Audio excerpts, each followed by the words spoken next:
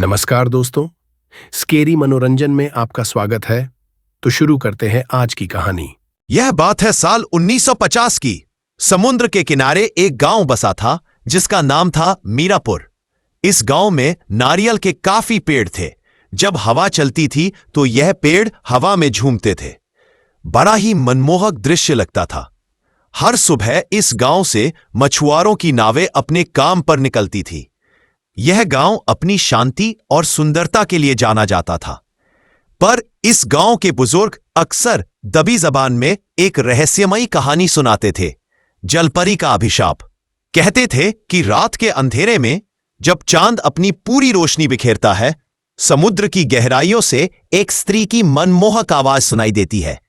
जो कोई उस आवाज के जादू में फंसता, वो हमेशा के लिए समुद्र की गोद में समा जाता। रोजी एक युवा और उत्साही समुद्री जीव विज्ञानी। उसे एक कंपनी से प्रोजेक्ट मिला था। उसी के सिलसिले में वह मीरापुर गांव आई थी। लेकिन जब उसे जलपरी का अभिशाप कहानी के बारे में पता चला तो उसके मन में इस राज से पर्दा उठाने का जुनून सवार हो गया। उसने मन ही मन ठान लिया कि वो इस राज को जानकर रहेगी। उसका मन कभी यह कहता कि ये सब महज अफवाह है और कुछ नहीं। लेकिन इंसान की एक फितरत होती है, जब तक वह अपने मन में जो चल रहा है उसे पूरा कर न ले, उसे चैन नहीं पड़ता। अपनी इसी जिद के चलते रोजी भी इस राज को जानने के लिए निकल पड़ी।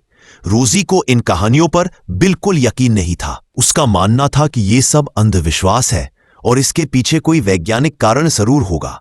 मैं इस रहस्य को उजागर करूंगी, उसने अपने एक दोस्त रवि से कहा, और दुनिया को दिखाऊंगी कि विज्ञान हर पहेली का जवाब दे सकता है। रवि एक अनुभवी मछुआरा मीरापुर में ही पला बड़ा था और इन कहानियों की गंभीरता को समझता था। उसने रोजी को कई बार आगाह किया, रोजी ये समुद्र की बातें हैं, कुछ चीजें वैसी ही रहने दो जैसी वो है, इन पर सवाल उठाना खतरनाक हो सकता है। एक पूर्णिमा की रात रोजी अपनी शोध टीम के साथ समुद्र में निकली। उसके साथ रवि और आशा, एक अनुभवी साउंड इंजीनियर भी थे। चांद की चांदी जैसी रोशनी समुद्र की लहरों पर चमक रही थी और वातावरण में एक अजीब सी शांति थी। वे सब अपने अपने उपकरण ठीक से लगा रहे थे, तभी अचानक हवा में एक धुन गूंजी। ये इतनी मीठी और दिल को झकझोर देने वाली थी कि आशा के हाथ थम गए। उसने कांपते हुए कहा, ये कैसी आवाज है? जैसे जैसे आवाज तेज होती गई, रवि को बेचैनी होने लगी। उसने रोजी से कहा, हमें वापस चलना चाहिए। पर रोजी की आंखों में एक अजीब सी चमक थी। वे उस आवाज की ओर खींची चली जा रही थी। तभी आशा अचानक नाव के किनारे की ओर बढ़ने लगी, मानो कोई अदृश्य शक्ति उसे खींच रही हो।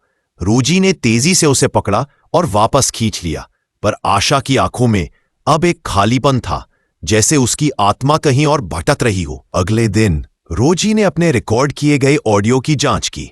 उस आवाज के साथ एक अजीब सी सरसराहट भी थी, जो किसी भाषा में नहीं थी, पर उसे सुनकर रोंगटे खड़े हो रहे थे।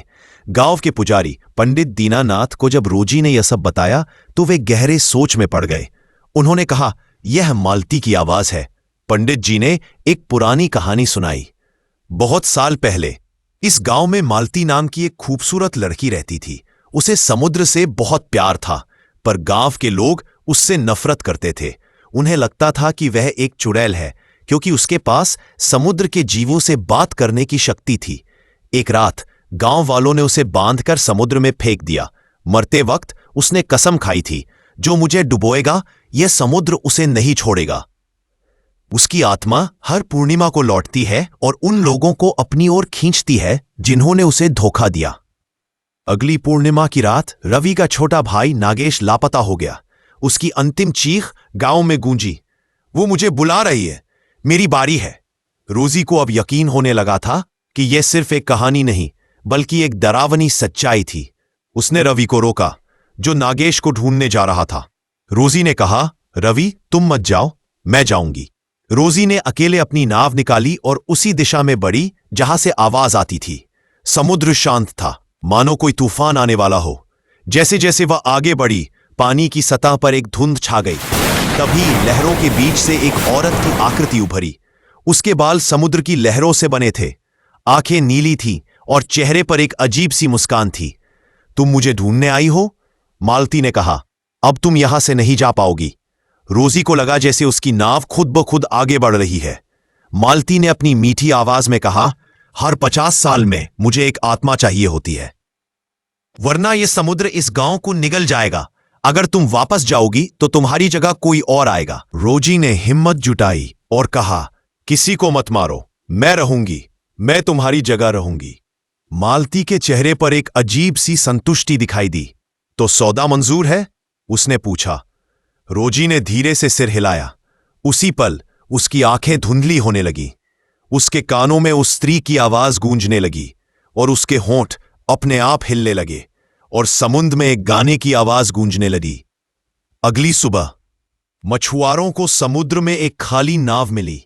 आशा किनारे पर बेहोश पाई गई, पर उसे कुछ भी याद नहीं था। रोजी कभी नहीं मिली।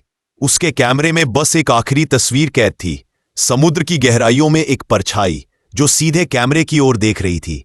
उसके हाथों में एक चमकती हुई चीज थी। गांव में फिर शांति छा गई, पर अब एक नई चुप्पी थी। हर पूर्णिमा की रात कुछ मछुआरे समुद्र में दूर से एक आवाज सुनने का दावा करते थे, और 50 साल बाद गांव में एक और नया युवा समुद्री वैज्ञानिक मीरापुर आया।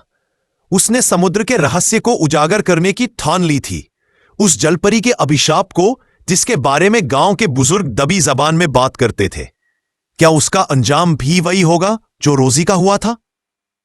समुद्र के रहस्य हमेशा गहरे होते हैं, बिल्कुल इसकी गहराई की तरह।